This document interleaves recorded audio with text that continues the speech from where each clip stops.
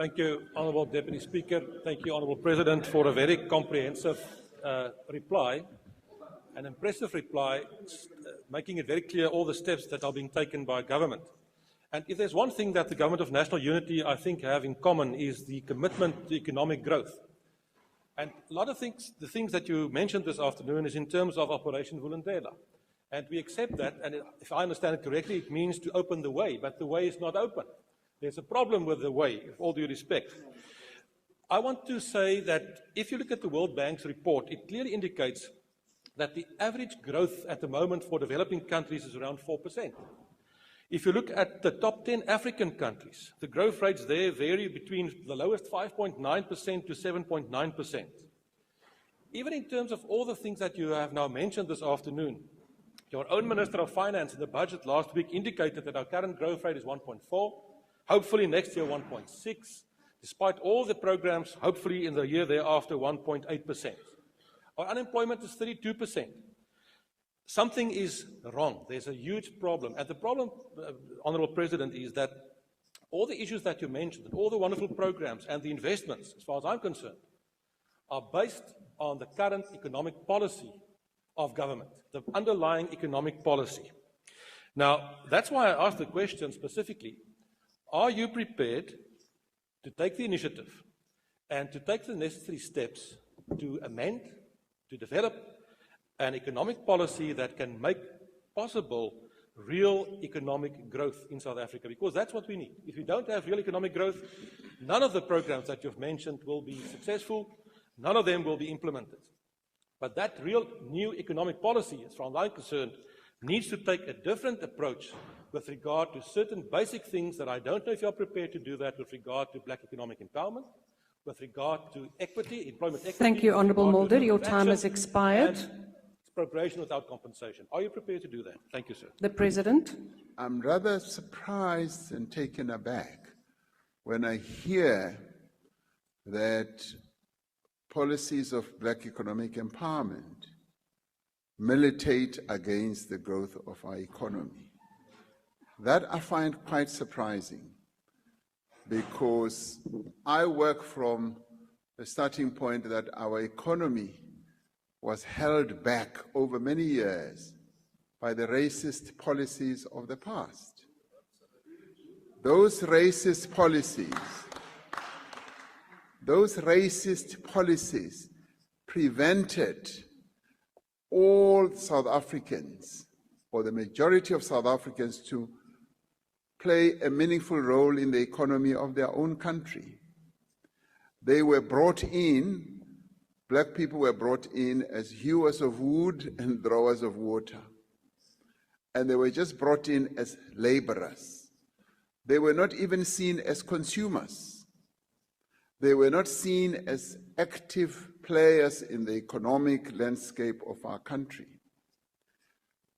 With democracy, what has now been happening, and what we seek to see happening, is the opening up of the economy, the broadening up of economic participation, which, if you observe, Honourable Dr. Mulder, you will actually see, and it's right in your face.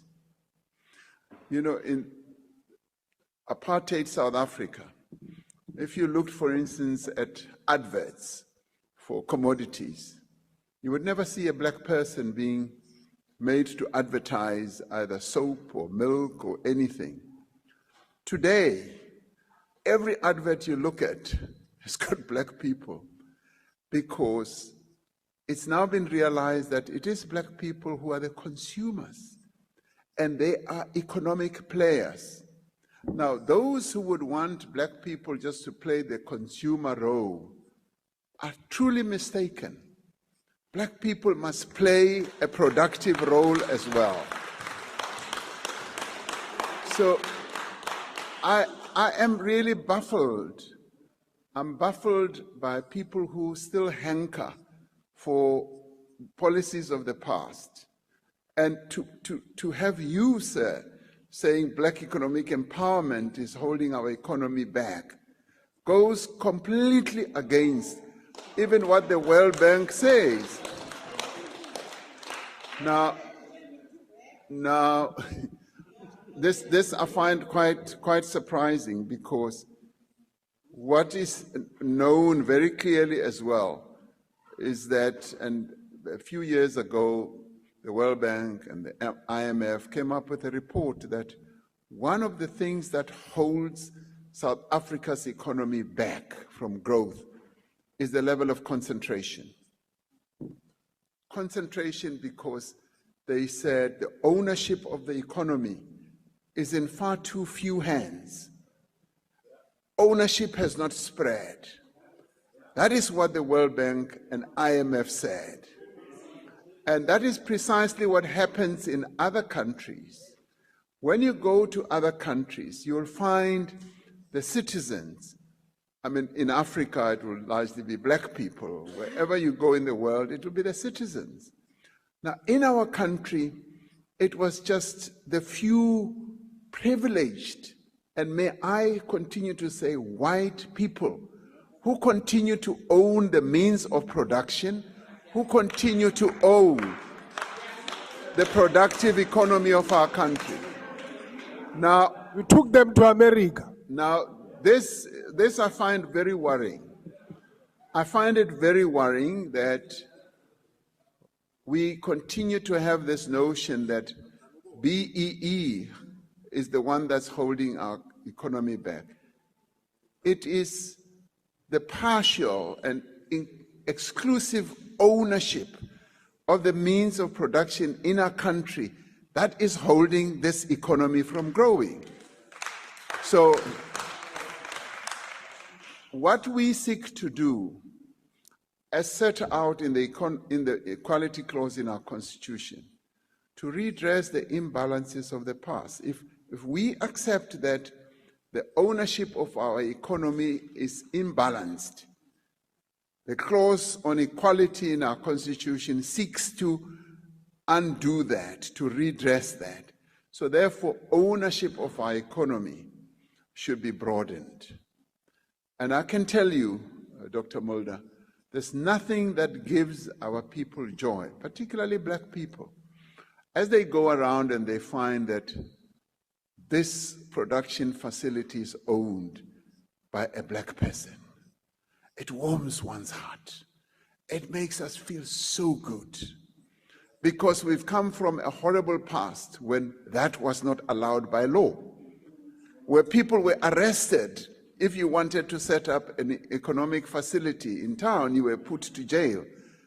But today, we are saying all that must be put behind us. We must allow more and more people to play an important role in the economy of our country. And this is what baffles me by those who are opposed to black economic empowerment. I say, what do you want to see happening? Do you want to see black people continuing to play the role of laborers, drawers of water, hewers of wood, and consumers only? Why can't black people be made to own productive aspects of our economy? Why can't they be rich as well? That is what needs to happen. Because it is when they get to that level. Dr. Mulder, you look at the Afrikaners, the history of your people. If you look at the history of your people, they were held back by the English.